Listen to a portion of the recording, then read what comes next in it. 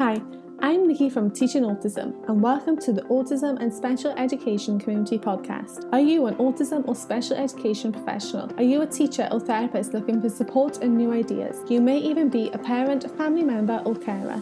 This podcast is perfect to help you find out more information, support and get some of your questions answered.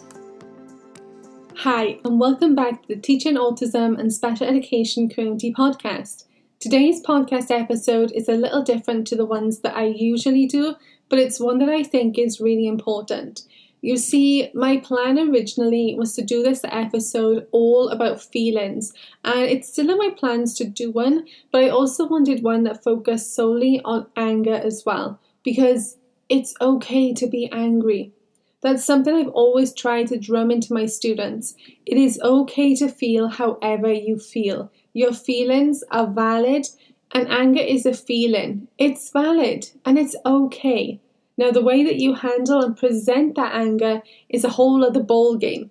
But feeling angry isn't something bad or something that we need to discourage. In fact, we should encourage it. We should help our students understand their anger.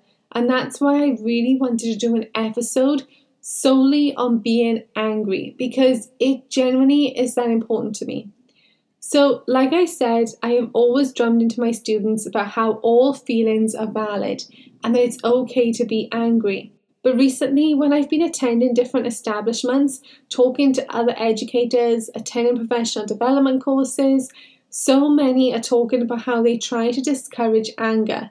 But that's just not possible because, let's face it, who actually goes their entire life without being angry? It's just not realistic. And I don't want my students to feel like they can't be angry. One example is when I see adults say to children, and I mean this for everyone, I'm not just talking about teachers and students, but when they say things like, "You don't need to be angry. There's no need for you to get so angry. Can you stop being angry, please?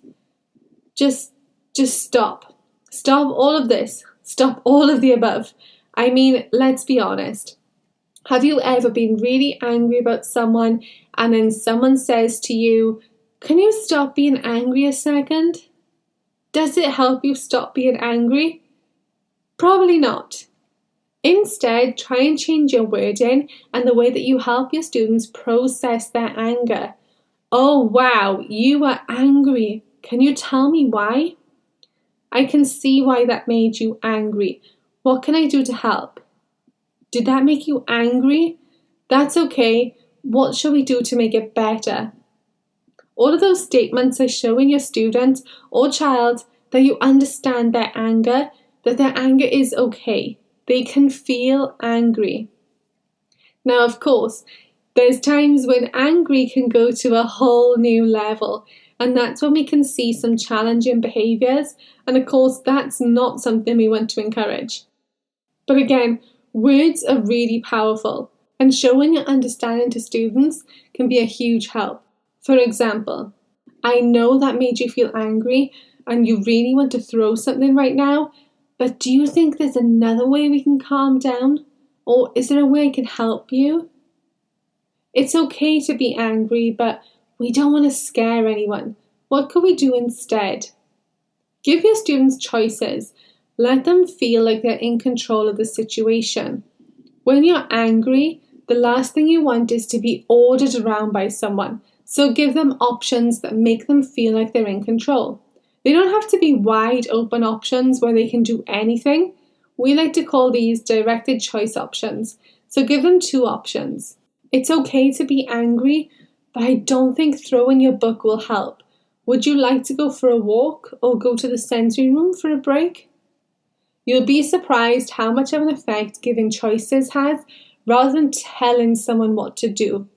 If you have a student who doesn't respond well to any verbal commands when they're angry, that's okay too.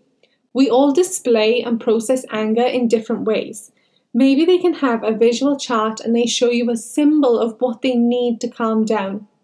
Maybe it's a case of opening the door and they can just run around outside for some fresh air and then bring themselves back in. The secret here is that you know your own students best. You know how they can calm themselves down and if there's anything they need from you for help. And this isn't an episode about how you can manage behaviours and how to de-escalate your students. This episode, I just want to be a reminder that it's okay to feel angry. It's okay for you to get angry.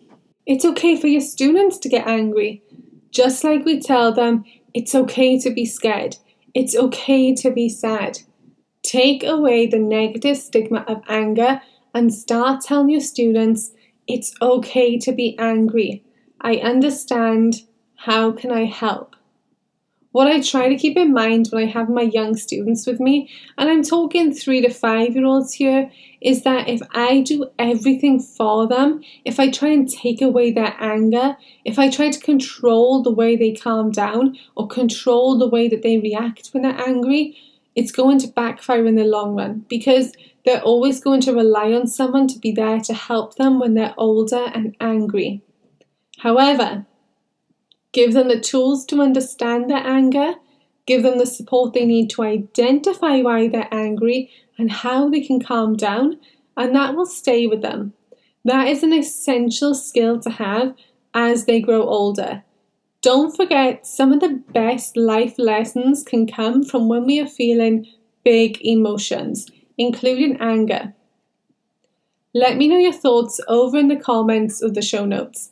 Today's episode was a little more of an open talk rather than an in-depth discussion, something I wish that maybe I had brought a guest on so that we could go back and forth on this topic. But I hope that you've been able to have some takeaways from this episode today, because sometimes this is all stuff we already know.